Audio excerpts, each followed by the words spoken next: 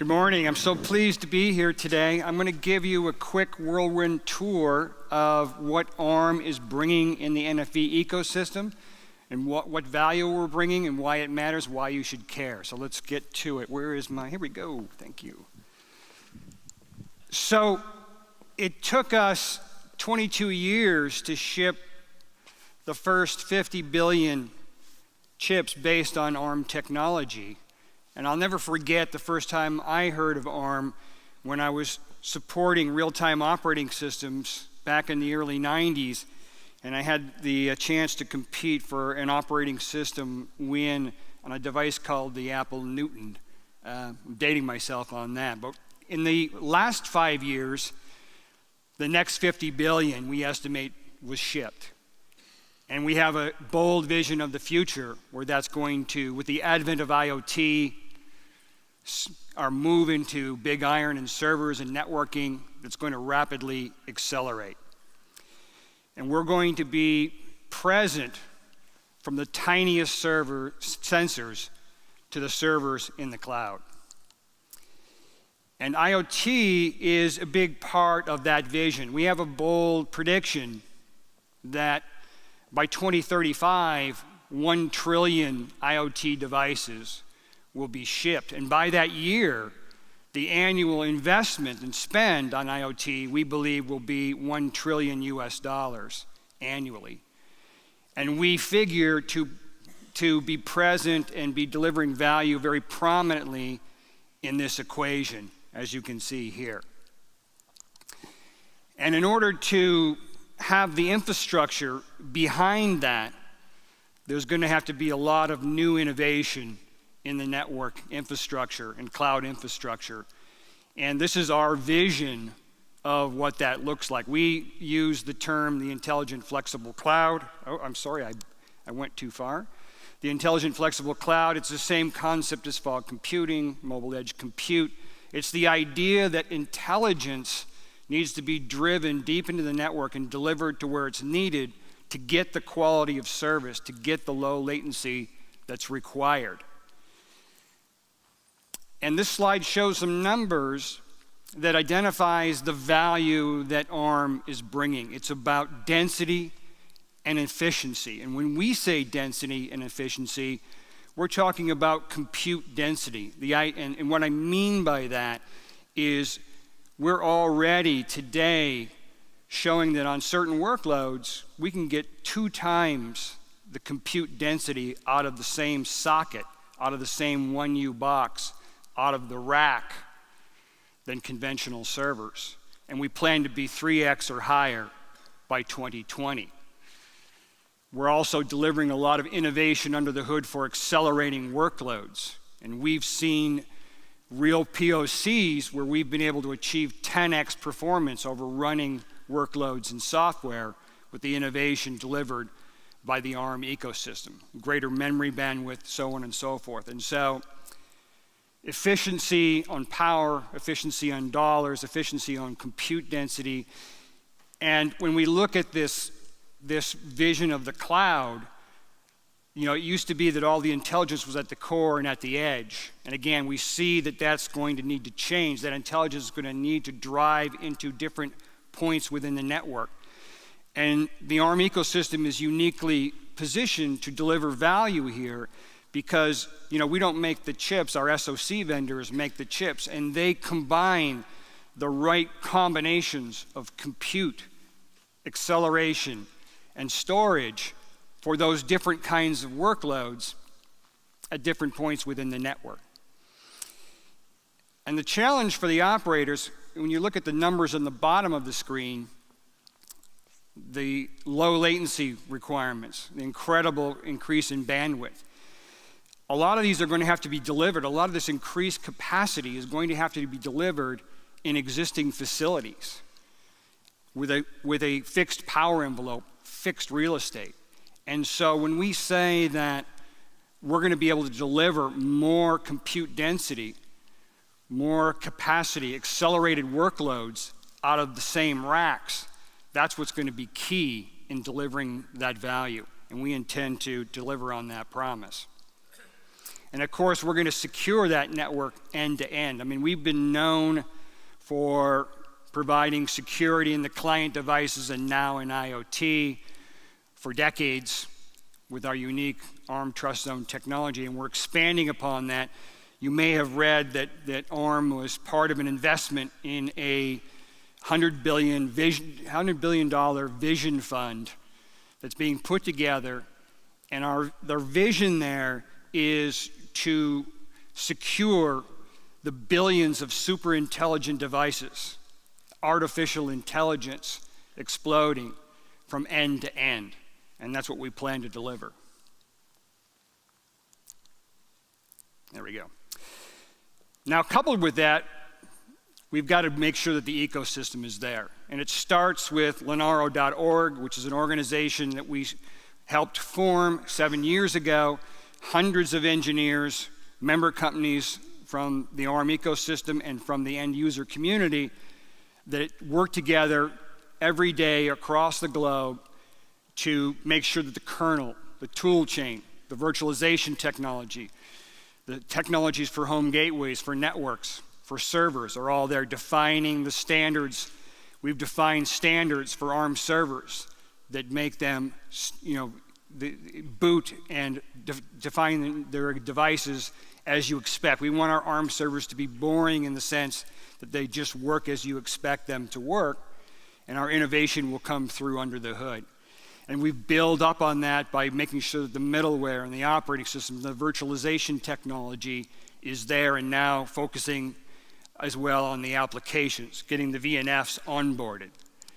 And in this particular space, a little trouble with this mover, at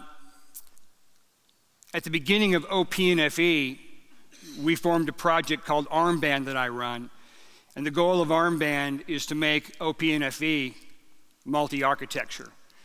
And so we've dug in and we have contributed massively to that effort. In fact, one of our ARMBand superstars has consistently been one of the number 1, 2, or 3 committers in OPNFV, making sure that NFV is multi-architecture, bringing the innovation of the ARM ecosystem, setting up Pharos labs around the world, and making that technology accessible.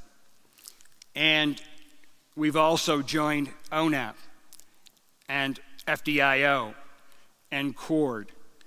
And we're going into these organizations, we're bringing unique ARM use cases and unique ARM technology into these organizations, making sure that everything builds on ARM and that innovation from the ARM ecosystem can shine through.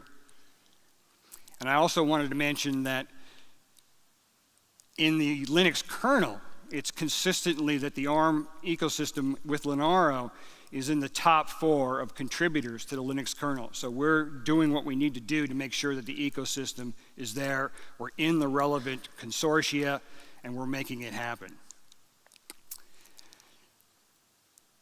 5 months ago, I'm really having trouble with this. 5 months ago, we introduced the ARM infrastructure development community. We wanted to have a one-stop portal where people could find the innovation, find the domain experts who are delivering solutions in the ARM ecosystem, find out where you can buy servers, where can you get software, where can you get access to cloud resources. And so that's what we've done with the ARM infrastructure development community. You see the URL here. I encourage you to go and check it out. And it's still very early, but this is a growing community. And we've got use case-based solutions up there. We've got POCs that are identified up there that you can review, white papers, solution briefs. And our goal here is to deliver more and more content and value to developers so they can find the resources they need to try it on ARM and deploy it on ARM when they see the value that the ARM ecosystem brings. We also recently announced an agreement with Packetnet. Packetnet has been offering cloud resources for ARM servers for close to a year now, I think. We just recently did a deal with Packet to essentially fund free cloud resources, a free bookable ARM servers, a variety of types, within the Packet Cloud infrastructure. So now you can go and try your applications on ARM servers, test them there, and upstream any changes that you had to make to make those things work on ARM. And also, Works on ARM also gives a lot of information on the status of open source communities and what's been happening and what are the available patches for the ARM ecosystem and what's the status of upstreaming efforts. So tons of valuable information up there on Works on ARM and free resources for you to avail yourself of to go and try it on ARM. So we encourage you to go and check that out. I wanted to point to one of the specific new announcements that we had this week in the ARM ecosystem, announced at the show yesterday, and that is a really exciting, innovative, universal CPE reference design. This comes from Telco Systems and is done in cooperation with ARM, with NXP, Trend Micro, 6Win providing VNFs on there, and a box from Nexcom. And so this is, we intend to show with this reference design a power efficient, price efficient, really competitive CPE device that can be deployed into the network. This is really ready to go today and is an excellent starting off point for deployable universal CPE devices. And so it's getting a lot of excitement at the show. You can find it in the Telco Systems booth, in the NXP booth, and in the ARM ecosystem zone that I'm going to talk about in a moment. So one of the things that we're doing increasingly is we're bringing our partners together into our ecosystem zone and showing up in numbers. So you can find us here in the main aisle in the ARM ecosystem booth. And we've got a number of these partners here. And one of the other ones that I want to mention is we're showing off the world's tiniest Pharos Pod. If you're not familiar with the Pharos Pod vernacular, that is the cluster for OPNFV. So a complete Pharos compliant pod in 1 cubic foot, sitting on our booth in the Marvell kiosk. And so this is 1/20th the size of a normal Pharos lab, and it's actually going to be available for sale by the end of this year. And it's going to be at a price that's about 1/8 of what you would typically spend for a Pharos rack of servers and switches. So it's incredibly innovative. It's a data center on a desktop. I encourage you to come and see it. And the point that I want to leave you with today is that, again, what we're delivering unique value to the NFV community. We're delivering efficiency in space, efficiency in power, efficiency in dollars. And this is going to be so critical for the operators to meeting their TCO goals in the future. And the ARM ecosystem is coming in numbers and bringing this unique value to you. And I'd like to borrow a phrase from the old BASF commercials. We don't make NFV, but we make NFV better. We make NFV more efficient, and you're going to love what we have to offer. So thank you very much.